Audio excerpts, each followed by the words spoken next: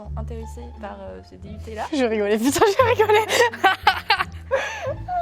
Je t'avais dit, il fallait pas me prendre moi. En école de commerce et va pousser.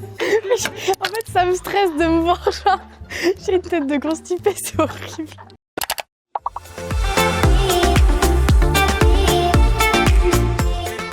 Hola! Aujourd'hui, on se retrouve pour une nouvelle vidéo, un parcours, une vidéo pour vous parler orientation et surtout du parcours DUT GEA. Donc, je suis avec Lulu qui était avec moi, qui est avec moi en asso. On était toutes les deux au pôle vidéo et aussi avec moi en cours de marketing en M1. Et du coup, elle va vous parler de son parcours aujourd'hui, vous partager un peu son expérience et vous expliquer ce qu'il y a plus, ce qu'il y a moins plus. Elle a des conseils à vous donner, etc. Et je sais qu'il y en a pas mal qui sont intéressés par DUT GEA. Donc, du coup, je me suis dit que ça serait cool d'avoir Lulu en interview aujourd'hui. Donc, du coup, merci beaucoup Lulu. Et du coup, si tu veux te présenter, je t'ai un peu déjà présenté.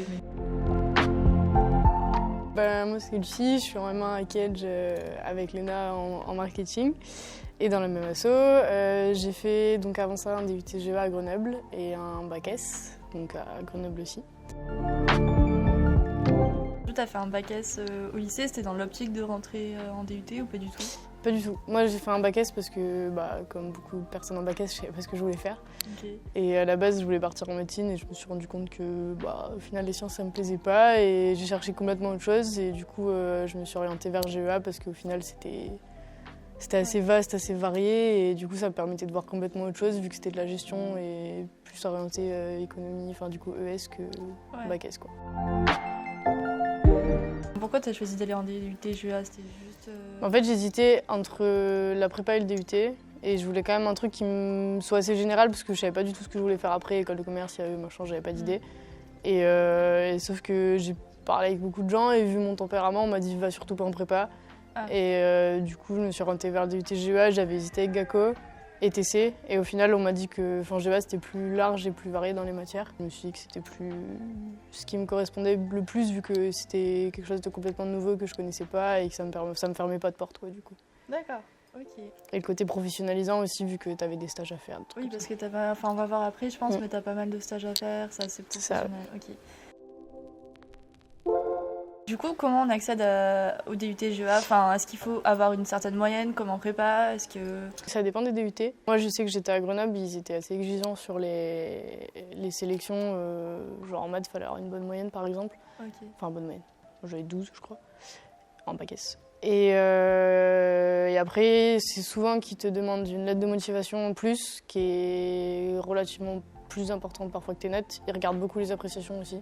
Tu peux avoir un bulletin à peu près moyen en notes, mais avoir des excellentes appréciations, ça passera mieux que quelqu'un qui est très très bon et qui a des appréciations de merde. Ouais, je vois ce que tu veux dire. Et après, il y a certains DUT GEA, ils font des entretiens physiques, mais c'est pas tous.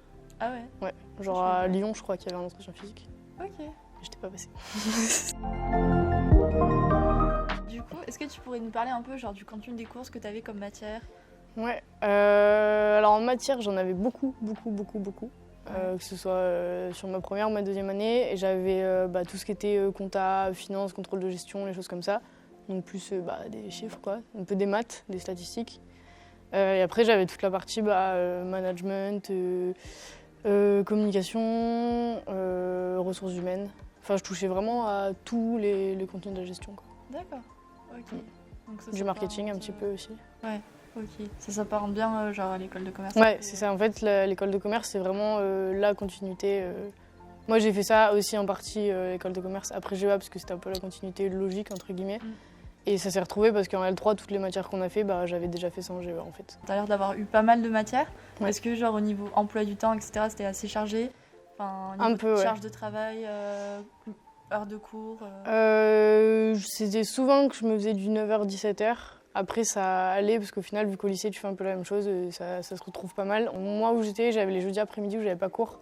Parce que c'était comme ça pour toute l'université de Grenoble. Après, niveau quantité, c'est surtout les partiels. On avait beaucoup de partiels et après, ça se fait, c'est juste une organisation, mais c'est souvent que c'est un peu lourd, quoi. Vous aviez pas de contrôle de continu, c'était des partiels à la fin? T'avais une partie contrôle continu dans certaines matières. Okay. J'ai du droit aussi, tiens. Et t'avais une partie contrôle continu et t'avais une autre partie partielle où on avait une semaine et demie où on faisait partiel tous les jours, quoi. Ok. Est-ce que tu pourrais nous dire un peu genre les matières qui te plaisaient le plus, enfin quelque chose qui t'a plu ou sinon en particulier dans ton parcours, pas forcément les matières? Qu'est-ce que j'aimais? J'aimais le marketing, j'aimais bien l'expression com aussi parce que c'était un peu de la géopolitique. Et du surtout. coup, les matières que t'aimais le moins, donc compta. Du coup, tout ce qui était compta, finance, fiscalité. Parce que toi, tu sortais de S, est-ce que c'était dur? C'était dur parce que, pas forcément que ce soit les maths ou quoi, en maths j'avais de très bonnes notes parce que j'aimais bien ça, mais c'est que c'est une logique particulière que je n'ai jamais comprise et que je ne travaillais pas. Du coup, j'avais des sales notes parce que j'aimais pas ça, j'ai pas du tout accroché. C'est vraiment le truc où t'accroches ou t'accroches pas. Bon, après, j'ai validé quand même, j'ai toujours eu mes trucs, mais j'aimais pas ça du tout. Est-ce que tu peux nous parler un peu de l'ambiance en DUT L'ambiance qui est bien et en grande partie pourquoi j'y suis allée, c'est que c'est quand même une ambiance très vie étudiante, comme on peut le retrouver un peu en école de commerce, mais en plus petit. Parce que nous, on n'avait pas d'asso, on avait qu'un BDE, mais règle les semaines de campagne BDE, elles étaient hyper vivantes, ça faisait vachement bouger l'école. Du coup, ça c'était sympa. Et il y avait t'as des soirées organisées par le BDE toutes les semaines ou toutes les 2 semaines. Et non, c'est bien. Puis c'est souvent que c'est des petites promos, les DUT. Du coup, les gens ils se connaissent bien entre eux. Et c'est assez familial. Ouais, c'est ça. Moi, j'avais une bonne bande de potes, donc c'était cool. J'étais super vieille quand j'ai dit ça, j'aurais une bonne bande de potes.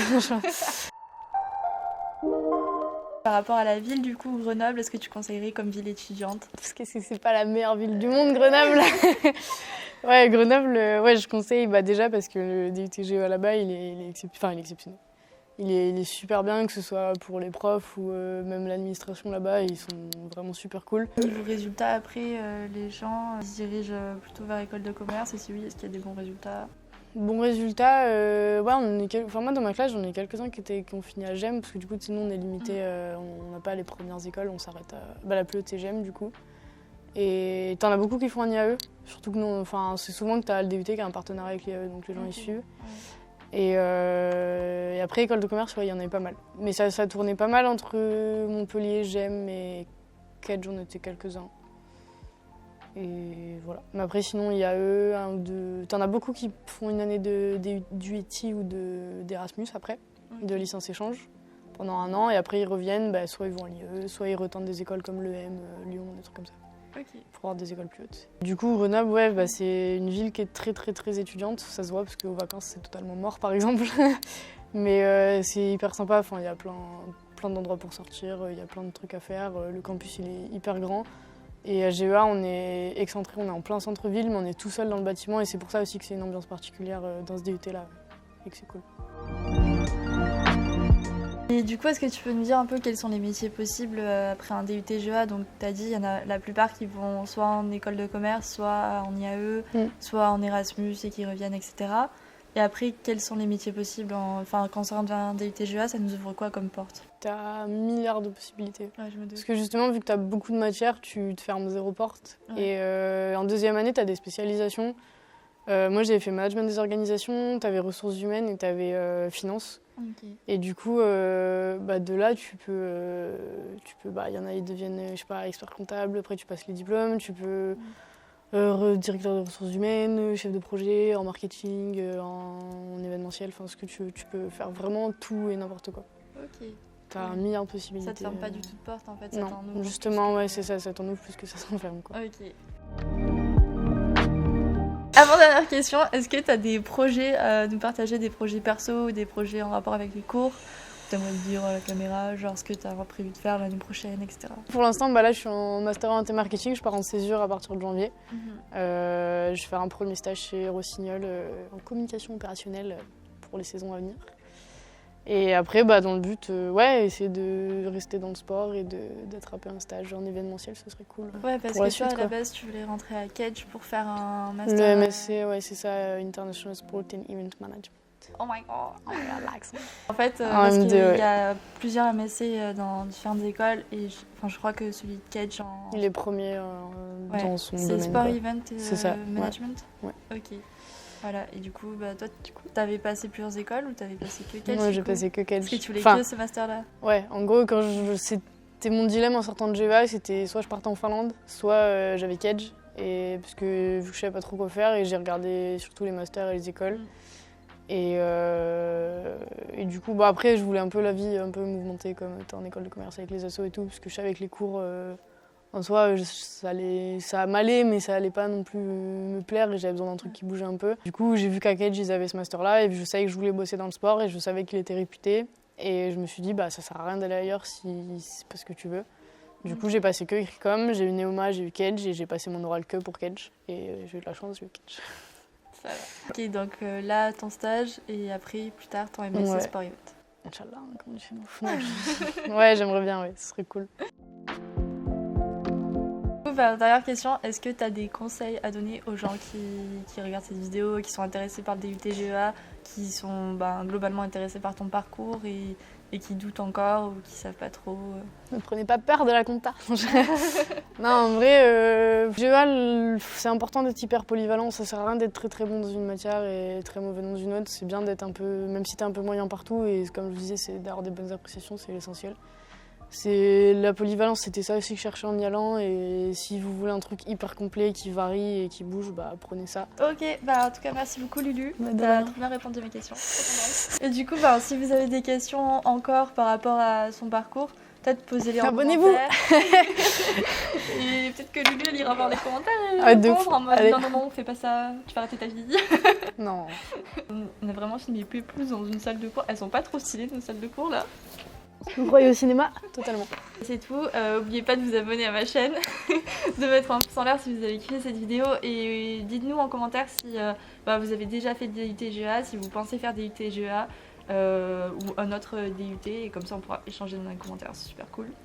Et voilà, gros bisous, bye.